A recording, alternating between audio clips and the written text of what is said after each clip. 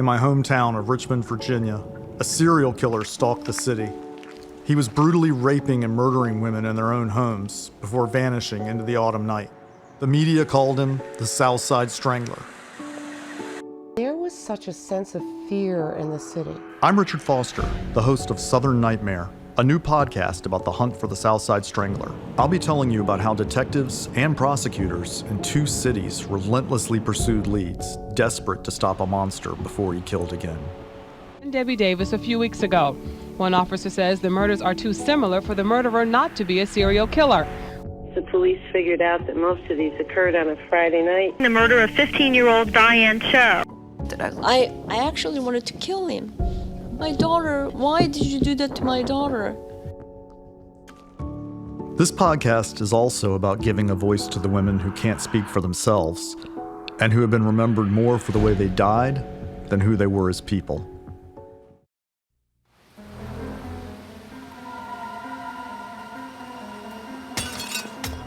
Shortly after Thanksgiving in 1987, an intruder broke into the Tucker residence in Arlington, Virginia.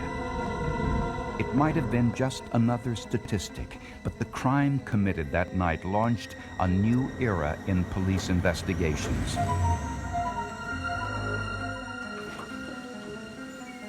This is how DNA evidence and psychological profiling helped catch a serial killer and set an innocent man free.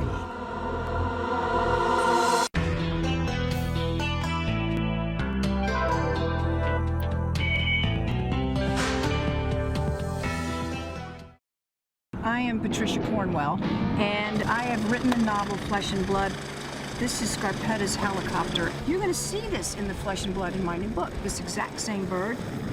Basically, my method has always been for my books, if I'm going to write about it, I try to do it.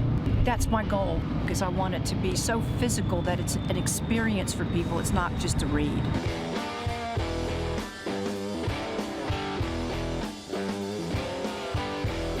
This is what I call the heavy lifting phase, where I actually physically go somewhere and assemble my team. And a lot of people don't know this, but as I am actually writing, I'm constantly researching the whole time I'm doing it. It's very important that I write with authority and confidence, and that if I'm going to set a certain scene, that I know exactly what I'm doing with it.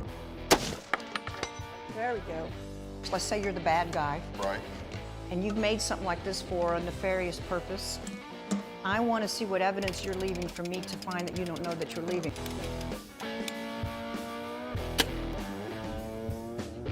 We're not just coming out here like yahoos shooting things. This is meticulous, it takes patience, and it's extremely scientific. It's not about shooting up the town. That's silliness. That's not what we're doing. I want to create these things so then I can put Scarpetta through her paces. It's a hard job, but somebody's got to do it.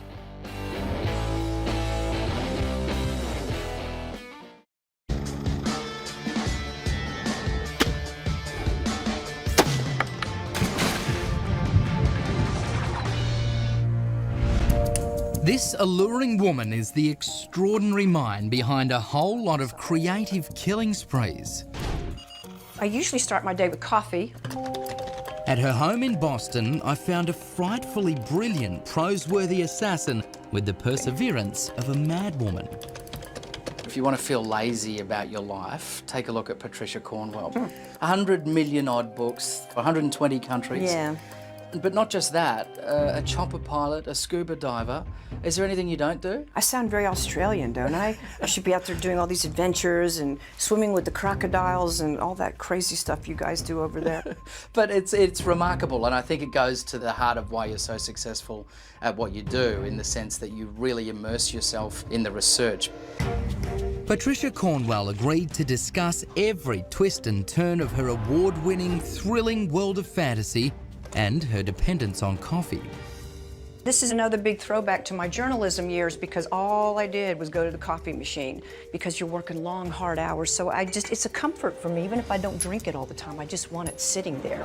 Some of the weapons... And she has another habit, one that has contributed to her success tackling the details of the murder trade.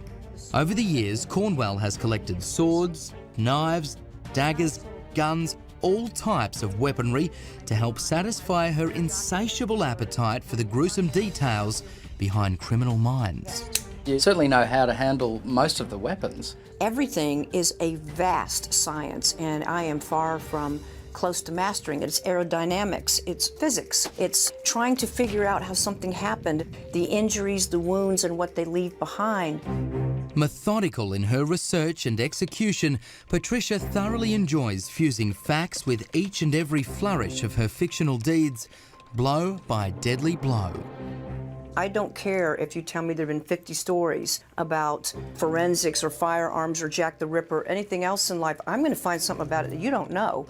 How do you find that fresh approach? I have a stick your finger in a wall socket approach. I do things that jolt me, but good, that give me creative energy for what I do. So of all of these crazy things that you've done to try to prepare yourself to write these amazing books, is there anything that sticks with you as something that has probably been the most frightening, or the things that affected you the most? I've done a lot of things like that, where you go out with firefighters, or you go to a building that's just burned down and you're walking through the rubble with the real investigators, and you become very aware of how a lot of these worlds feel very dangerous and scary to us because we're not used to them. And it means I do a lot of things I don't want to do.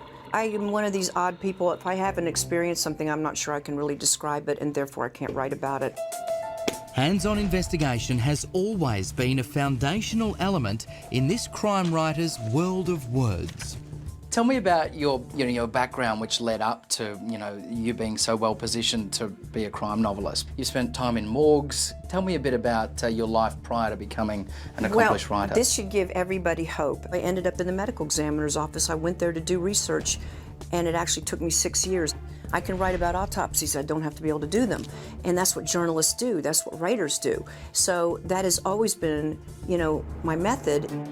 This architect of thrill and adventure claims the devil is in the methodical details, and she sets out to terrify anyone who dares to engage, including herself.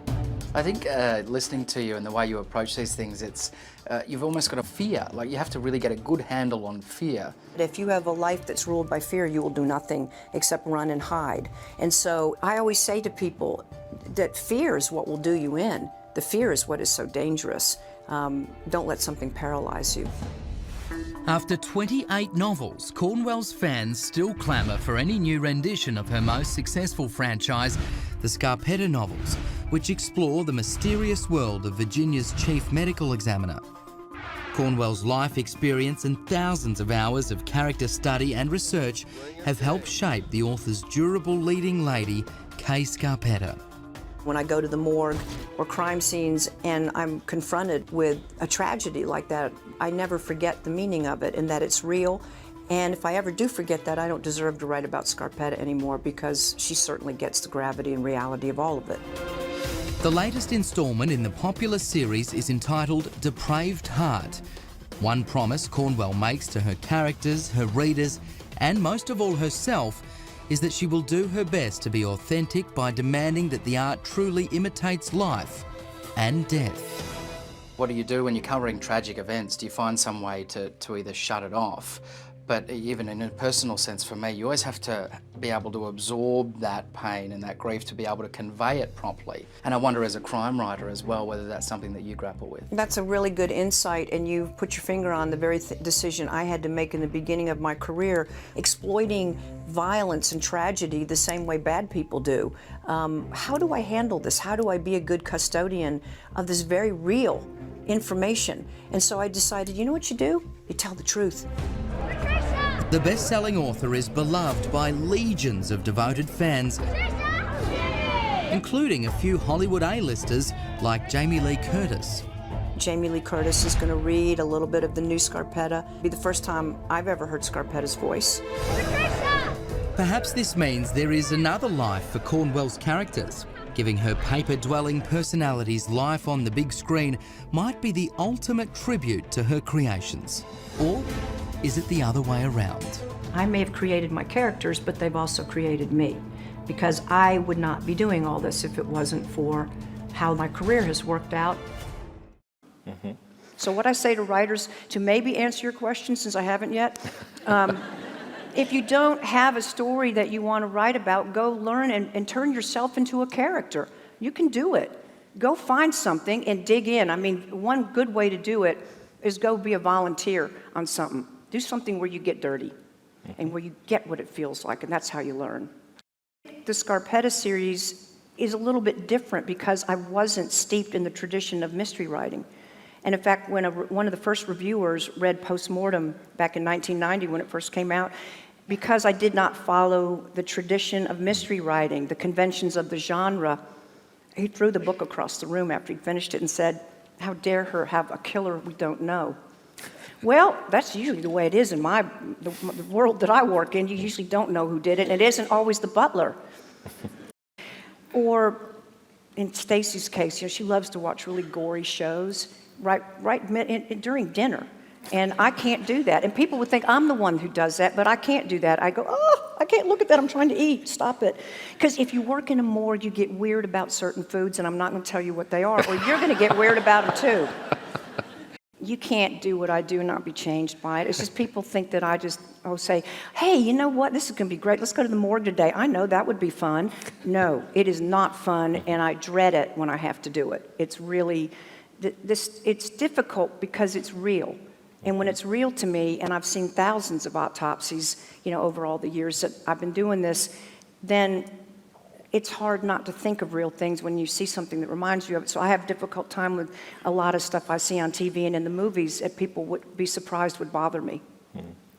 Because I think in reading your novels, they don't come across as gory at all. I think that's one of your skills, actually, is you're describing and dramatizing things in ways that don't feel voyeuristic. It doesn't feel like the gore is the point. I know. Whenever it's a decomposed body, I just wax poetic in my prose, and I make you actually enjoy the scene. But trust me, if you were standing there like I was, you would not enjoy that. So, but I try to give you the ride without the inconvenience. That's my goal. As the writer of these books, if you're going to be on the journey with me, I let you have a nice seat and something to drink and eat, and I don't subject you to some of the things that I've had to endure, because it's a little bit too much. I think it's probably also one of the secrets to your success. I think that people feel that they get close to something, but you're not confronting them with something that they don't want to see, and I think that's a really important part of the way you write. I try to treat the reader the way Scarpetta would treat the reader, and which is the way I was treated very early on when I went into the morgue for the first time.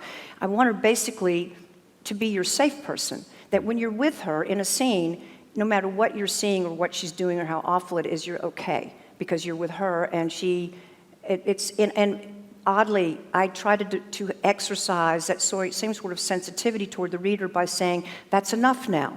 Do not describe that any further, because that's enough. When I got to where I was about to start Postmortem, and I realized that if I was ever going to make this work, I really need to write about what I was really seeing and not make up fanciful tales about it.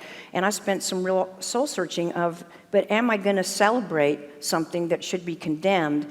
And then I said, not if you show it to people the way they need to see it, and you're going to have to make it a little bit painful, and I will do it through this character. I will make dead really dead, and I'm not going to trivialize what's done, but I'm also not going to be so graphic to the point that I'm almost inflicting further damage on everybody. And I'm not going to say that I haven't crossed the line sometimes. It's a tough balance, and I think sometimes I have, and I wish I hadn't. But it's something that is always with me. I do weigh these things out and think about them. Well, I get into the minds of the offenders through the same way, through the behavior, through what you see, from what they leave behind. I try to do it more from the point of view of the people who work these cases. Now, for a while, I would get into the mind of the offender with some of my books in the third-person point of view, and one of many reasons I really didn't want to do that anymore is I found it too disturbing. I don't like spending time there in the darkness, and I don't like to watch it happen. And fortunately, Scarpetta usually isn't watching it happen either, because she's cleaning up after the fact and figuring it out after the fact. So, but you do have to have, what's most important about it is the evidence in the case that you pick, and how it all works out has to somehow feel like it's keeping in the DNA, you might say, of the type of offender who would do that, or people are not going to believe it. I was born knowing how to scare people.